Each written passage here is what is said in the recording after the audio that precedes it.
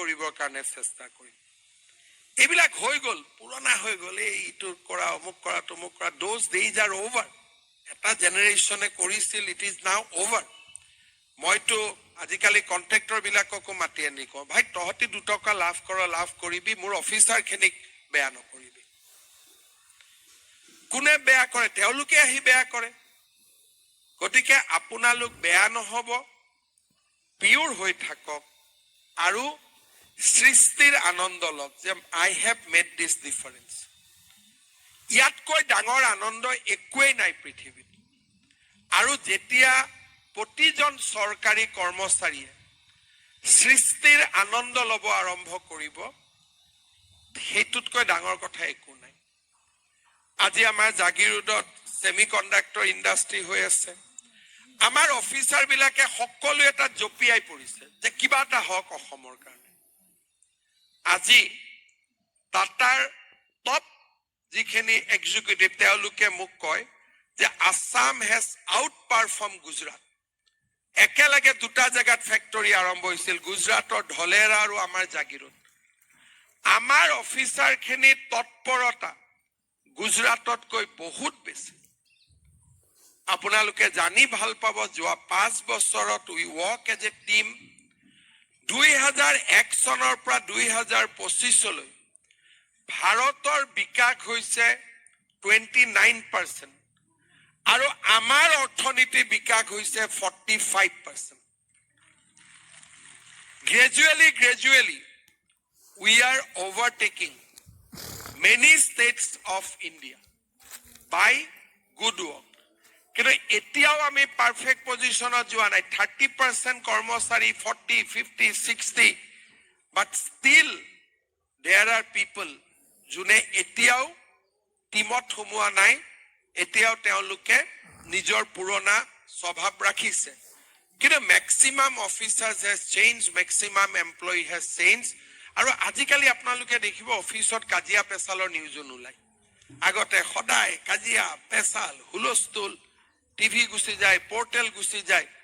এতিয়া বহুত বিলাক ভাল হৈছে কিন্তু তাৰ মাজত আপোনালোকে চিন্তা কৰক কেইদিনমান আগতে বঙাইগাঁও আমাৰ ইঞ্জিনিয়াৰ এগৰাকী আত্মহত্যাও কৰিছে এই যে বেয়া উদাহৰণ বিলাক আমি লাহে লাহে নোহোৱা কৰিব লাগিব আমি এখন নতুন অসম বনাব লাগিব আৰু আপোনালোকে হৈছে চালিকা শক্তি আপোনালোক নিজে উদ্দেশ্য নহয় ইকনমিক্সত পঢ়িছে you are not means by yourself you are a means to achieve an end and what is the end public welfare of Assam অসমৰ কল্যাণে হৈছে আমাৰ আকাংক্ষিত উদ্দেশ্য আৰু সেই দিশত আমি সকলোৱে কাম কৰিব লাগিব আৰু মই নাভাবো আপোনালোকতকৈ মই ডাঙৰ অসমীয়া আমি সকলো সমান আৰু আমি সকলোৱে যেতিয়া হাতত হাত ধৰি খোজ কাঢ়িম তেতিয়াহে আমাৰ ৰাজ্যখন সৰ্বাংগ সুন্দৰ হ'ব এতিয়া এটা ঘৰুৱা কথাৰে সামৰণি মাৰিম কিমান আজি চাকৰি এপইন্টমেন্ট লব সকলে হাত ডাঙৰ কান গাৰ্জেন বহুত আহিছে কোনে কোনে চাকৰি পাব ঠিক আছে ইয়াৰ ভিতৰত বিয়া বাৰু কিমানে কৰা নাই কোনে কোনে কৰা নাই হাত ডাঙৰ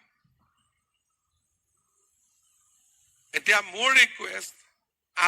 আজি চাকৰি পোৱাৰ পিছত বহুত দেৰিলৈকে ৰখি নাথাকিব লগে লগে বিয়াখন পাতিব আমাৰ অসমীয়া লৰা ছোৱালীৰ মাজত কৰবাত সোমাই গল যে বিয়া দেৰিকৈ পাতিব লাগে মই আপোনালোকক ইম্পৰ্টেন্ট লাইফ লেসন এটা দিব খুজিছো এটা সময় লৰা ছোৱালী চাকৰি বাকৰি নাছিলে কাম নাছিলে বিয়া পাতুতে পাতুতে 32 বছৰ হয় 30 বছৰ 32 বছৰ ৰিটায়াৰমেন্টৰ দিনত আমাৰ লৰা ছোৱালী কলেজতে পঢ়ি থাকে আৰু মানুহৰ বহুত কষ্ট হয় সেই সময়ত লৰা ছোৱালী ডাঙৰ নহল লৰা ছোৱালী কলেজতে পঢ়ি থাকিলে আৰু বহুত কষ্ট হয় যে মই ৰিটায়াৰমেন্ট হম লৰাজন এস্টাবলিশড নহল কেনেকৈ এস্টাবলিশ হ'ব আপুনি বিয়াই কৰাইছে 35 বছৰ 34 বছৰ 30 বছৰত আজিলৈকে চাকৰি নাই বুলি জুনে জুনে বিয়া কৰোৱা নাই ঠিক আছে কিন্তু 6 মাহৰ ভিতৰত বিয়া পাতিব লাগে চাকৰি পোৱাৰ পিছত লৰা কোন হ'ব ছোৱালী কোন হ'ব এইটোত মোৰ এডভাইস নাই যাৰ যেনেকৈ আজি দেউতাক মাকো আছে মই দেউতাক মাককো অনুৰোধ কৰিম ধৰি বান্ধি 6 মাহৰ ভিতৰত বিয়া পাতি দিব কাৰণ বিয়া নকৰা ফেশ্বনটোৱে আমাৰ জাতিটোক নিউমাৰিকেলি উইক কৰি দিব এতিয়া কি হৈছে কিছুমানে 12টা জন্ম দি আছে আমি জন্মই নিদিও তাৰমানে এই যে সেমিকন্ডাক্টৰ পাতিলো অডিটৰিয়াম পাতিলো ইয়াত কোন বহিব দুদিন পিছত আপোনালোকে সিৰিয়াসলি চিন্তা কৰক আজি যি ধৰণৰ অসমৰ পৰিবেশ সেই পৰিবেশত আমি যিবিলাক বনাই গৈ আছো 20 বছৰ পিছত আমাৰ ল'ৰা ছোৱালীয়ে চাব পাৰিব নেকি আমাৰ ল'ৰা ছোৱালী জন্মই নহয় বাপৰে এটা আছে আৰু মানে বহুত কষ্ট আৰে বাবা চৰকাৰে কৈ থৈছে দুটালৈকে জন্ম হ'ব লাগে আমি যদি জাতিটোক আগবঢ়াই লৈ না যাওঁ population science is very very important যদি অতিরিক্ত জন্ম হ'ব নালাগে এখন দেশত কিন্তু দেশখনত যিমান প্ৰয়োজন সিমান নিউ জেনাৰেশন আমি পাই থাকিব লাগে অসমীয়া স্কুলত ল'ৰা ছোৱালী নাই কিয় নাই বলে স্যাৰ লৰাই নহয় গাঁৱত বাচ্চাই নাই মই আগতে শিৱসাগৰ চৰাইদেউ এইবিলাক জায়গা যেতে হস্পিটালত গৈছিলো প্ৰতি মাহত 30টা ডেলিভাৰী হয় পিছত যাও ডেলিভাৰী কমে মই নাৰ্সকলক মাতি আনি কওঁ যে তহঁতি কি কৰিলি ডেলিভাৰী 7টা বলে স্যাৰ আমাৰ গাঁৱত ইমানেই জন্ম হয় যিমান জন্ম হয় সিমানেই ইয়াত আহিছে তাৰমানে আমাৰ অসমীয়া মানুহবোৰ এসময়ত নোহোৱা হৈ যাব নেকি সেইকাৰণে আপোনালোকে এটা কথা চিন্তা কৰিব পাৰ্সনেল লেভেলত